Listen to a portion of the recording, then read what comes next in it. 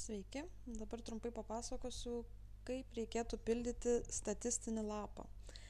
Štai čia matome antrą pusę statistinio lapo, jis atrodo štai taip, ir nuo ko mums reikėtų pradėti.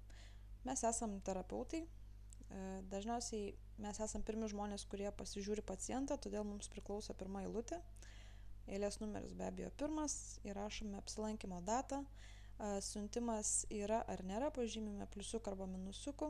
Turiu pabrėžti, kad GMP lapai tai nėra siuntimas. Siuntimas turi būti arba šeimos gydytojo, arba iš kitos ligoninės atskira forma. Čia dės jūs prižiūrintis gydytojas savo štampelį. Paslaugos kodas terapeutų yra 1623, būtų gerai, kad jį įsidėmėtumėt, nes naudosit kasdieną. Ir dabar, ką reikėtų žinoti apie šios 4 skaičiukus. Mes naudosime tik tai 3 iš jų, dvejetukas, trejetukas ir penketukas. Dvejetukas tai yra skaičius, už kurį mes gauname apmokėjimą už šitą pacientą. Tai jeigu mes esame vieninteliai žmonės, kurie konsultavo šitą pacientą, tai mes visuomet brauksime dvejetuką.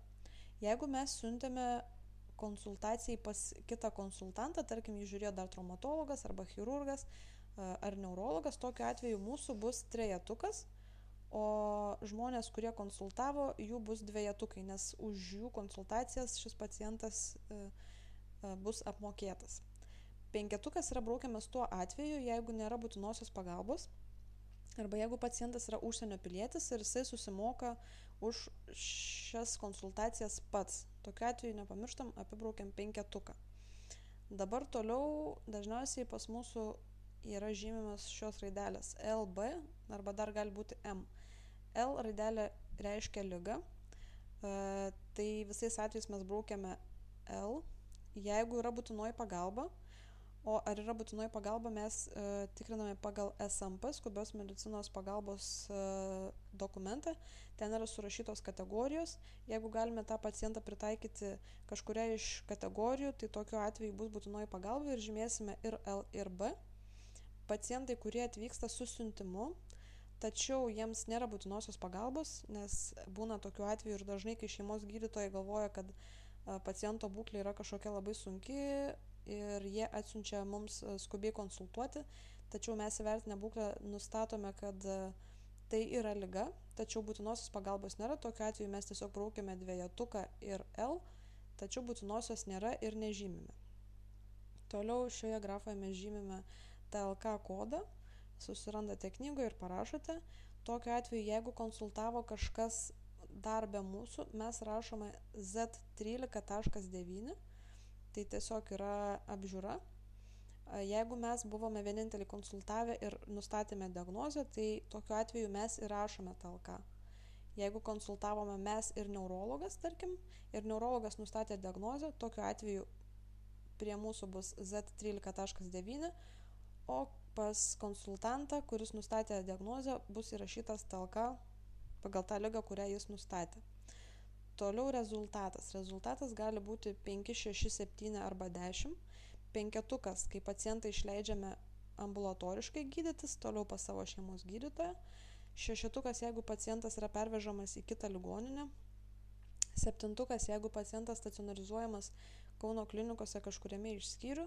Ir kartais pasitaiko tokiu atveju, kai pacientai pasišalina, nesulaukia apžiūros, nesulaukia kažkokių tyrimų atsakymų arba tiesiog nesulaukia išrašo, tokiu atveju mes turime pažymėti 10. Tai yra, kad pacientas pasišalino savavališkai. Toliau, ką mes matome žemiau. Štai čia mes rašome AHI kodus. Tam tikrais atvejais AHI kodai yra svarbus. Dalį iš jų mes turime štampukus skubiosios pagalbos skyriuje ir jums nereikės galvoti, ką ten įrašyti, tiesiog uždėsite štampą. Tai dažniausiai yra Imovax vakcinai štampas, elektrolitai, nuskausminamieji, pleuros punkcijos, pleuros drenažai ir panašus kodai. Taigi apie juos mes paaiškinsime jums smulkiau ir jūs rasite skubiosios pagalbos skyriuje atskirą lapą, kuriame bus surašyti visi pagrindiniai AHI kodai, taip pat supažindinsime ir su štampukais.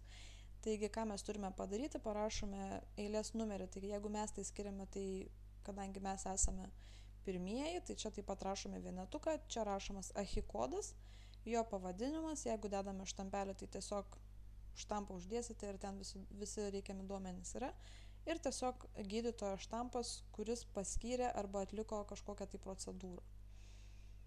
Dabar toliau, kaip šitas atrodytų iš priekio.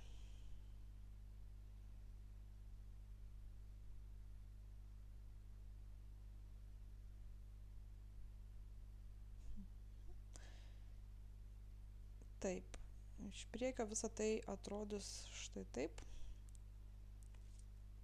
Padidinsim. Štai priekyje mes rašome datą, kuomet pacientas jau yra išleidžiamas.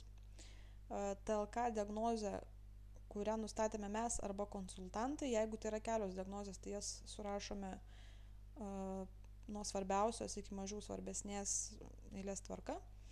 Čia žymime pliusiuką, minusiuką arba nulis. Pliusas tai yra ūmus susirgimas, minusiukas tai yra pirmą kartą registruota lėtinė liga šiais metais, o nuliukas tai yra anksčiau registruota lėtinė liga. Jeigu tai yra trauma, tai aš parodysiu atskirai, kaip reikia pildyti. Trauminių pacientų pirmas lapas atrodytų štai taip. Tai yra šiek tiek sudėtingesnė dalis, nes trauminiam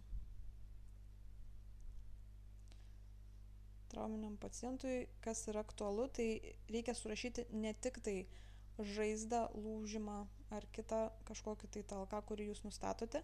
Rašome TLK ir toliau yra svarbus dar 3 dalykai.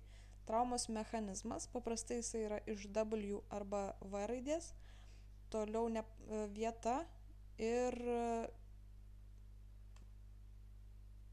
veikla. Taigi visus šiuos 3 pagrindinius dalykus jūs taip pat rasite tam tikram lape, kuris yra skubiosios pagalbos skyriuje. Jūs būsite su juo supažindinti, kai atvyksite. Galbūt mes jį pridėsime prie dokumentų sąrašo, kurį jūs gausite paštu. Taigi, tarkime, žaizda, kuri buvo padaryta aštriu stiklu, nepatikslinta veikla, neaišku, ką žmogus veikia su tuo stiklu ir kokioje vietoje, tai tarkim namie, gatvėje ar sodyboje. Čia įrašome datą kaip ir seniau. Traumos tai dažniausiai yra ūmus dalykai, pliusiukai ir dabar traumos priežastis. Traumos priežastis gali būti dėl įvairių dalykų. Štai čia yra skiltis, kurioje yra surašyta, dėl ko ta trauma įvyko. Ir šiek tiek padidinsime. Ir štai čia matote, jeigu tai yra transporto įvykis, rašome vienetuką.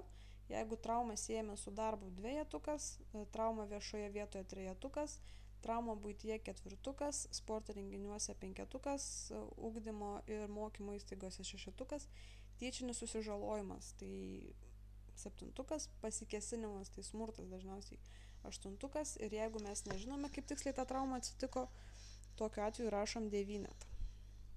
Ir visą kitą pačioje kaip ir prieš tai matytame dokumente rašome, kuomet pacientas išleidžiamas iš mūsų skyriaus, tiksli data ir tikslus laikas, kai jau jis visiškai išeina iš mūsų skyriaus. Ne tada, kai mes jį tiesiog sugalvom, kad jau išrašom, bet tarkim jis laukia dar valandą laiko pervežimo, bet jau tada, kai jis yra išvežamas, tai tada rašome tą laiką.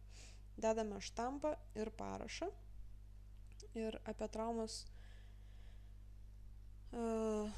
statistinį lapą dar parodysim ir antrą pusę jo. Taip pat yra keli aktualūs dalykai. Taigi, štai čia puikus pavyzdys, kai yra mes ir konsultantai. Tai pirma eilutė mūsų, kaip ir sakiau, eilės numeris, data, siuntimo neturėjome, gydytojo štampas, paslaugos kodas tas pats 1623.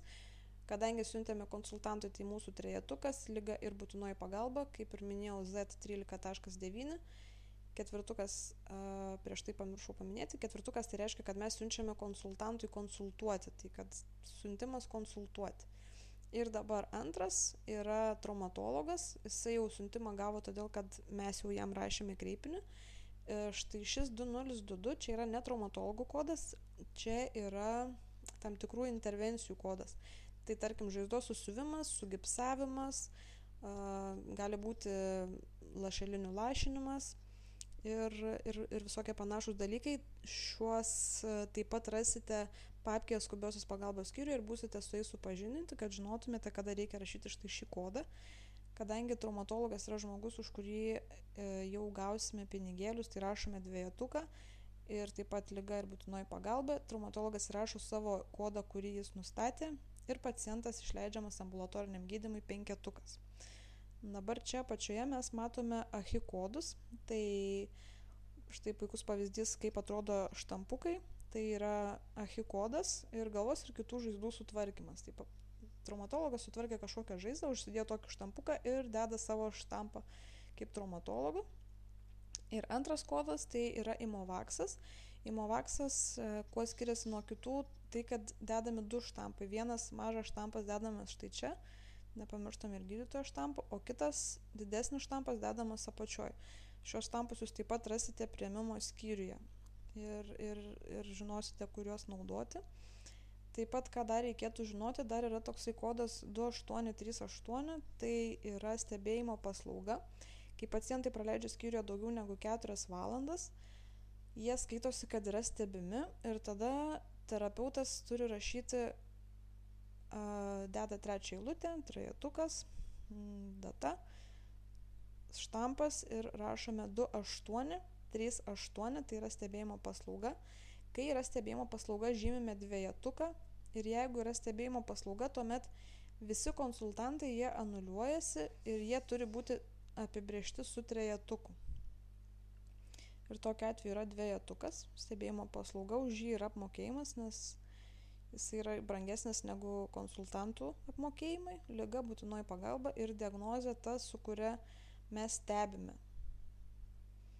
Ir toliau kokia yra pacientų išeitis, ar jis keliauja namo, į kitą ligoninę, ar bus guldomas pas mūsų stacionarį.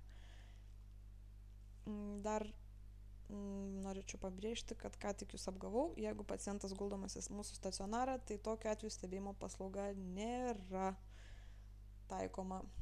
Taigi, jeigu guldomas į mūsų skyrių, tai stebėjimo nereikia ir nerašome šito viso reikalo. Jeigu yra stebėjimo paslauga, dažniausiai mes lašiname kažkokius kyšius, tai AHI dedame elektrolitai ir taip pat dedame savo štampą. Tai turbūt ir tiek. Tikiu, kad jums atrodo tai ganėtinai sudėtinga, bet manau, užpildę kelis statistinius jūs suprasite, kaip tai darosi ir jeigu jums kils kažkokių klausimų, kaip ir minėjau visus kartus prieš tai, bet kada kreipkitės į šalia esantį gydytoją ar vyresnį rezidentą ir mes tikrai visi jums mielai padėsim.